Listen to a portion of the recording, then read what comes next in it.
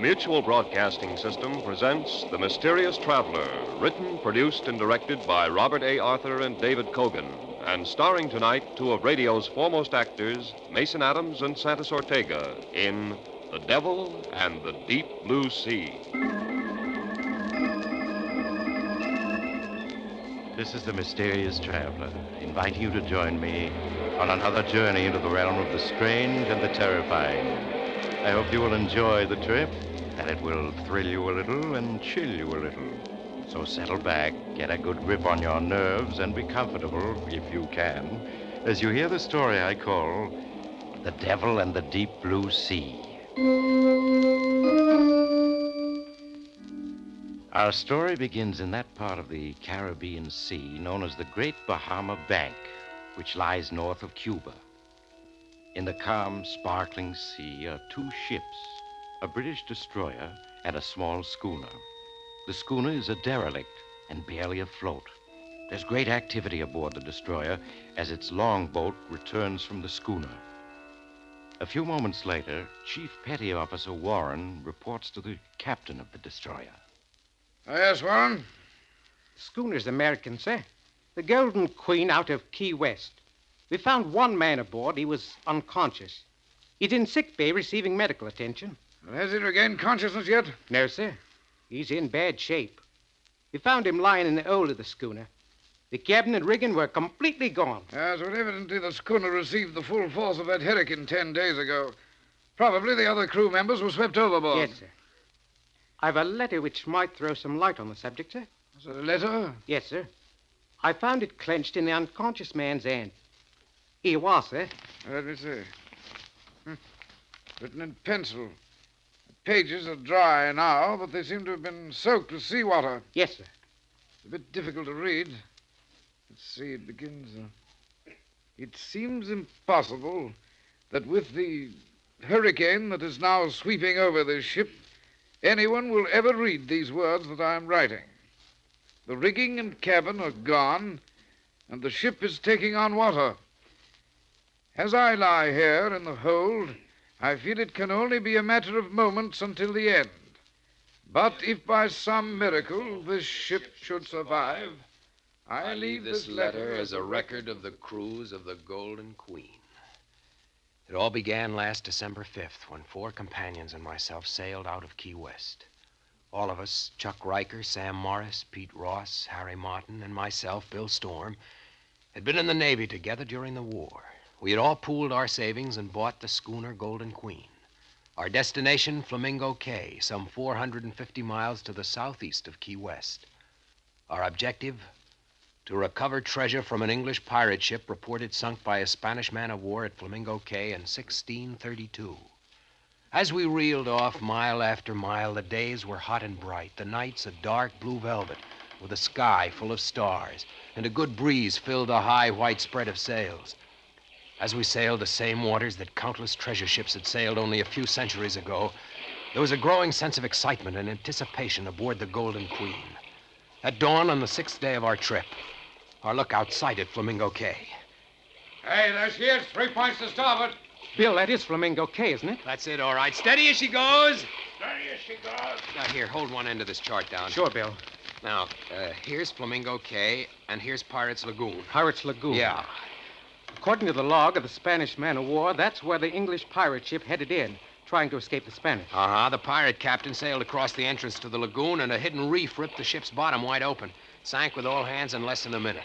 And with all its stolen treasure still aboard. Yep. If that 300-year-old log of the Spanish man-of-war is right, the pirate ship is on the bottom of that lagoon directly ahead. That lagoon is sort of big, isn't it? Yeah, it isn't going to be easy to locate the wreck. Steady as she goes! A few minutes later, the Golden Queen drove through the small opening in the jagged ring of reefs and slid into the calm, smooth water of the lagoon. The anchor chain clanked as the big hook splashed into the water and found bottom. We had arrived at our destination. That afternoon, we lowered a small boat and began the tedious job of rowing back and forth across the lagoon, peering down into the crystal clear water, looking for some indication of the wrecked pirate craft. Our eyes began to ache from the reflected sunlight as we scanned the bottom of the lagoon hour after hour. As one day of searching followed another, our spirits fell. It was on the 6th day that our luck changed.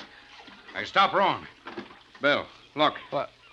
I don't see a thing. Now, keep looking at the bottom where I'm pointing. Well, it just looks like a large mass of coral covered with marine growth. Yeah, that's all it is. Yeah, but the marine growth. Can't you see the muzzle of a cannon sticking through? Hey, you may be right. It does look like the muzzle of a cannon. Do you think that marine-covered mass could be the... Sure, it's the pirate wreck. Sam, I think you found it. Chuck, drop a buoy to mark the spot. Right, Bill. Now let's get back to the Golden Queen and get the diving equipment ready. This may be it. An hour later, I was in the diving suit. Sam gave the helmet the 8th turn that fastened and locked it. The faceplate was slammed shut, and I could feel the air coming through my lines from the pump. I stepped onto the diving platform, and a moment later was descending into the clear, warm water. Fish of all colors darted about me as I was slowly lowered. My weighted boots struck bottom at 130 feet. Following the beam of light over my helmet, I peered into the wall of water around me. Suddenly, my heart began pounding with excitement. For less than 200 feet away was the large marine-covered mass of coral. I began to cautiously make my way toward it, keeping a careful eye out for sharks and morays which abounded in these waters. As I made my way closer, I could clearly see that the marine growth covered an old hulk. The ship lay on its side with a huge, gaping hole in the broken hull. Scattered on the floor of the lagoon were ancient barnacle-encrusted cannon, guns, and timbers. Beyond a doubt, it was the wreck of the English pirate ship. I signaled on my line, and Sam sent down the explosives that were to be used to blast the hull. I wasted no time in planting the charges in the hull. It was just as I had finished that I heard his voice. So you've come for Captain Murdoch's treasure, eh? I whirled about, clumsily, instinctively. But I was alone. Then I heard it again. They've all come for my treasure. Cutthroats and cut purses, gulls and connies. And they've all left their skins. Again, I whirled about, seeking for that voice, but there was nothing at all. I could feel a scream welling up within me. As the voice spoke again, I gave 3 sharp tugs on my line. It was the emergency signal. You'll be back, laddie.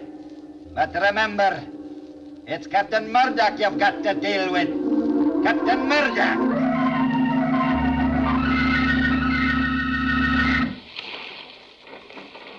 Keep the pumps going, Pete, until I get the faceplate open. Okay. Hey, Bill, what was wrong? Why'd you give the emergency signal? He's as white as a sheet. Bill, what happened? Was it an octopus? An octopus? Yeah. Yeah, sure, these whalers are full of them. You should have taken a settle and torch down with you. They don't like torches. Yeah. You just take it easy for a while.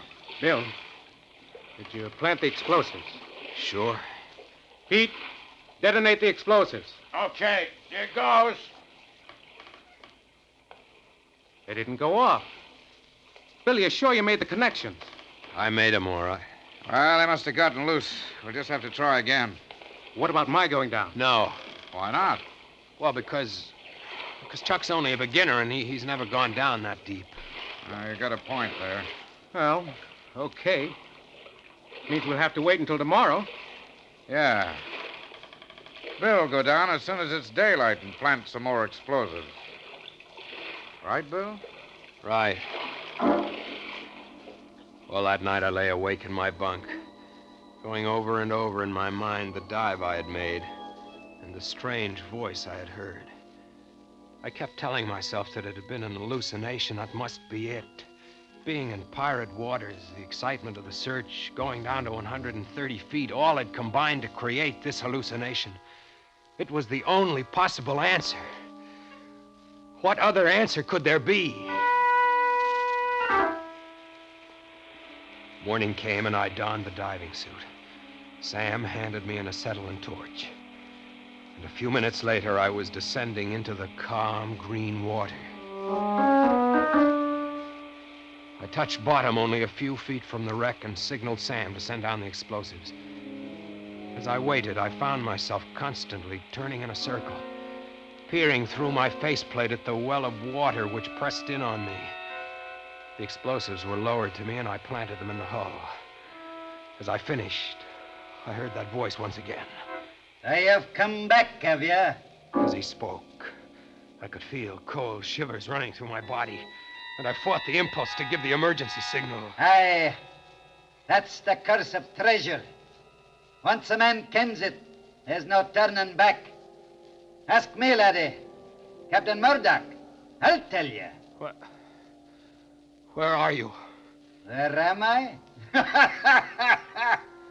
Ask the fish that stripped me of me flesh and left me bones as a warning to the likes of you. Look at you, whirling about like a jackanapes to see me. You fool. Did you think the spirit of a man could be kenned? What do you want? For 3 centuries I've haunted this accursed wreck, waiting for the likes of you. And now you've come. I've treasure, laddie, such as you've never seen. Rubies and diamonds, pearls and sapphires, silver and gold. The wealth I tore from a dozen Spanish galleons. I'll share it with you, if you agree to my terms. Terms? Aye, laddie, terms. First, I'll share with you and only you. For the others, a dagger or the plank. A dagger? Or the plank? Aye. Many's the crew that's felt my steel when there's been treasure to share. You mean murder Sam, Chuck, and the others? Aye. Your voice. What you're saying. It's all an hallucination. It must be. I'm just hearing things. I cannot words. What manner of weeping is this? What the steel do the men have done? Stop talking. Stop talking. Do you hear? I won't do it. I won't. You'll do it, laddie. Or you'll ne'er take my treasure. Who's to stop me? A voice? A sheer hallucination? Captain Murdoch, laddie. Captain Murdoch. You're just a voice. You can't stop me. But no, don't. You're choking me. Stop. You can't see me, laddie. But you can feel my wrath, can you not? Let go. You'll find me a reasonable captain if you follow my orders.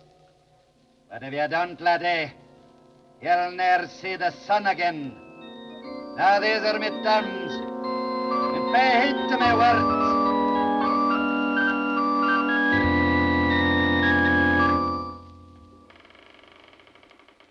How is he, Sam? He's just coming to. All right, take it easy, Bill. Just lie where you are. What happened? Well, I signaled you while you were on the bottom, but you didn't answer, so we hauled you up, but fast.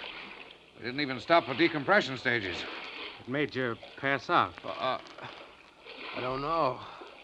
Maybe your airline got snarled in the wreck. Maybe. Did you plant the explosives?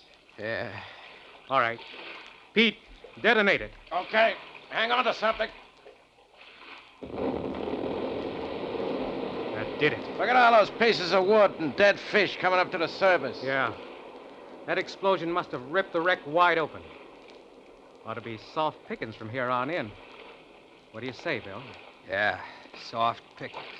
All right, come on, boys. Let's get the diving equipment in A1 shape. Tomorrow's the big day. All that night I lay awake in my bunk, staring into the darkness, trying not to think of that voice. But there was no escaping it. I could hear his every word over and over, relentlessly pounding into my brain, till I could no longer think for myself. As I donned the diving suit shortly after dawn, I could see Sam and the others eyeing me curiously as they helped me on with my equipment. 15 minutes later, I was on the bottom, making my way towards the wreck. The stern portion of the hulk had been blown into hundreds of fragments, and the floor of the lagoon was littered with old firearms, metal armor, broken gun flints, and cannonballs. As I picked my way through the debris, he spoke. Come for the treasure, eh, laddie? Now that you and me are partners, you're welcome to it. And what a treasure it is. Where is it? You'll find 4 chests buried under that wreckage to your starboard. There? Aye. It took 12 ships and 1,000 lives to make up that treasure. Wait till you set eye on the precious stones I plucked from the San Cristo Domingo. Worth a king's ransom.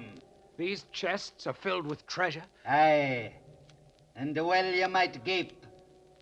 Lash that rope around them, laddie. 'Tis heavy they are. They must each weigh at least 500 pounds. Aye. Lash them snugly. 'Tis our fortune you have there, laddie.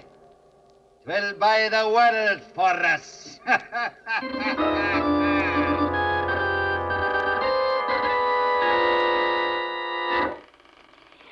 All right, hold still, will you, Bill? I'm trying to get your helmet off. There. Look at it, boy. 4 chests, Bill, filled to the brim with jewels and gold. Just look at it.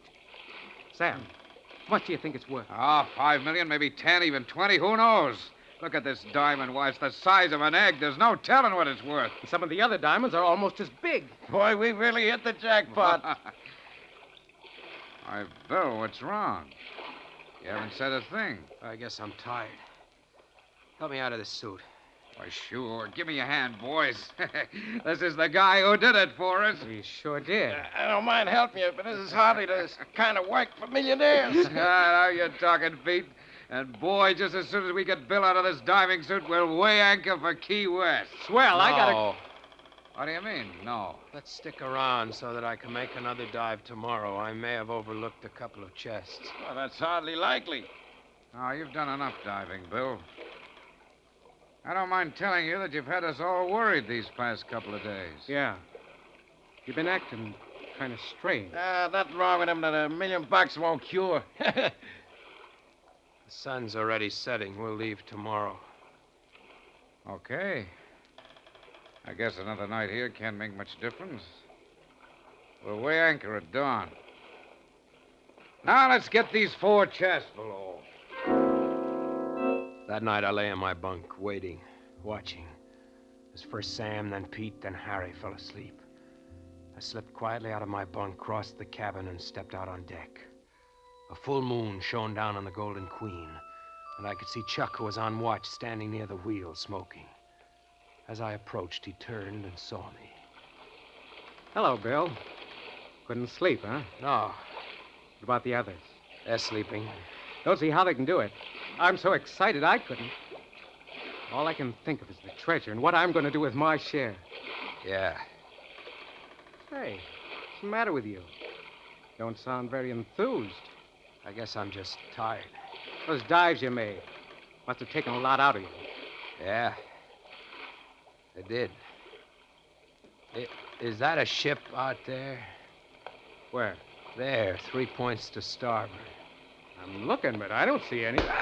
I caught him as he dropped, and I carefully eased his body over the rail and let go. He hit the water with only a small splash and was gone. When dawn came, the others had followed. I was alone on the Golden Queen. Alone? No, that isn't quite correct. He was aboard. I couldn't see him, but he was with me all right. With his assistance, I weighed anchor. A half hour later, using the auxiliary engine, the Golden Queen slipped through the opening in the lagoon and out to sea. For a day and a night, I stood at the wheel, and when I was exhausted, he took over. It was on the 4th day that the hurricane caught me. Within the first hour, it swept the rigging and cabin overboard and left me helpless. Mountainous waves, one after another, are breaking over the Golden Queen. And only a miracle can save me. If I go down, as surely I must, at least he'll go with me. I realize now, too late, that... The letter ends at this point. What do you make of it, sir? Make of it? Well, it's obviously the letter of an insane mind. Bill Storm, the unconscious man that you found aboard the derelict, became demented when his 4 companions were swept overboard during the hurricane. And, as a result, wrote this fantastic letter. Sir, while searching through Storm's pockets for the identification, I found these. 3 coins. Yes, sir. If you scrape the brown crust off him, you'll see they're gold pieces. I say, look here. These coins are hundreds of years old. Yes, sir. Then that part of the letter about recovering sunken treasure might possibly have been true. Did you find any chests aboard the derelict? No, sir. It was swept as clean as a whistle. Well, perhaps it wasn't only the loss of his 4 companions, but the loss of the treasure as well that sent Storm out of his mind. Yes. Sir, do you think there might have been anything to do with this Captain Murdoch he mentions in the letter? Certainly not. Don't be ridiculous. I'm amazed at you, Warren. Next, you'll be telling me that you believe in ghosts. Oh, sorry, sir. Come along to the sick bay. We'll see if Storm has regained consciousness yet.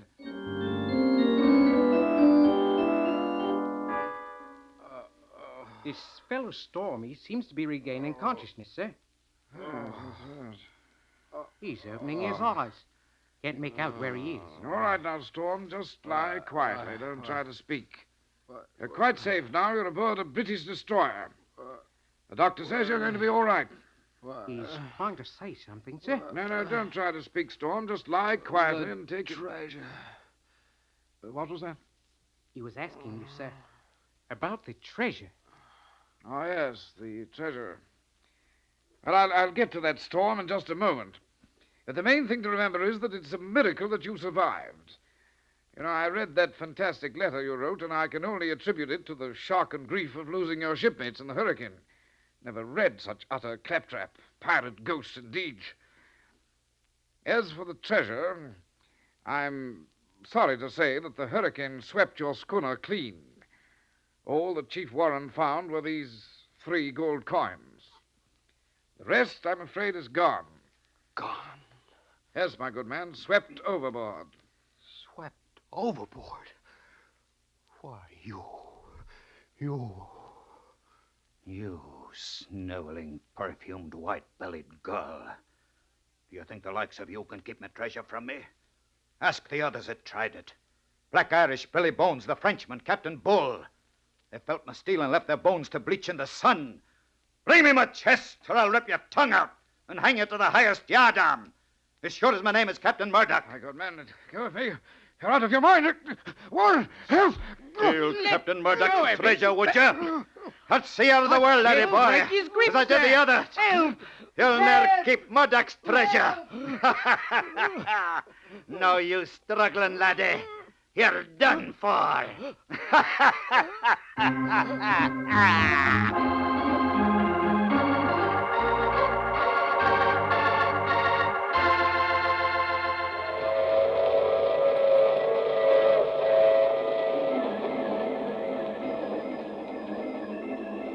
This is the mysterious traveler again.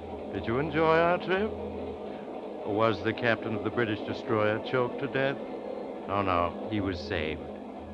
But he's never been the same since. As for poor old Bill Storm, well, he's now safely under lock and key. He still speaks in 17th century English and insists he's Captain Murdoch. And now and then, he buttonholes one of his attendants and whispers of fabulous loot to be won on the high seas through piracy. But so far, he's been unable to muster up a crew. That reminds me of next week's story, The Accusing Corpse. It's about a murderer who discovered that the dead sometimes arise from the grave to... Oh, you have to get off here. I'm sorry. But I'm sure we'll meet again. I take this same train every week at this same time.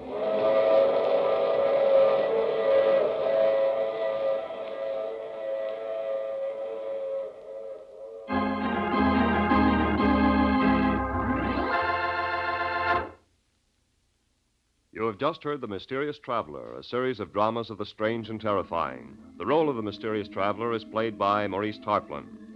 Frank McCarthy speaking. This program came from New York. This is the Mutual Broadcasting System.